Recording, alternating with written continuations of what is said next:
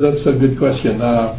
When I was in college, again, this is in college years, 2 years prior to graduating, because I only take few subjects at a time. 2 years before graduating, I've been hearing about, this is in 1964, 65, I believe. I've been hearing about people are migrating to the United States. So there was one time a representative of Boeing here in U.S., the Boeing aircraft, came to Mapua, to our school, and sent questionnaires for the people who's interested. And so I was enticed. I convinced myself that probably one of this day I probably will be serious enough to go to the United States. And true enough, there was some opportunity that I would that I could go, take the test for Boeing, and I could go and depart. But I found out once you do that, then you're hooked to working with Boeing, and you will be in contract, and you can't go nowhere. So I waited for another year when I graduated. So as soon as I graduated, I filed an immigrant application visa to two places, to U.S. and to Canada.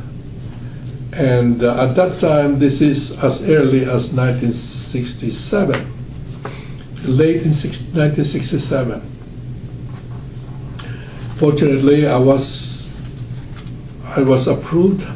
I was given the visa on both places, Canada and U.S., at the same time. And the only difference between the two was that the weather in Canada is a lot cooler, but more enticement in Canada. The enticement was I don't have to go to look for work. They will absorb me. I could start as soon as from the airport. They'll pick me up, put me to a lodging house, and provide all my needs, my clothing, and then the following day I'm supposed to be sent out to a potential company who will be able to hire me with all the application that I sent in. In U.S. it's different. You have to be on your own, which I did. At that time, as I said, I never want to have any handouts from anybody. All I managed was to have $100 in my pocket. I decided to go to the United States. I'm supposed to migrate in Minnesota, not in California, but in Minnesota. But then I chickened out. It was so cold out there at that time when I was coming. It was so cold, so I decided not to go to Minnesota.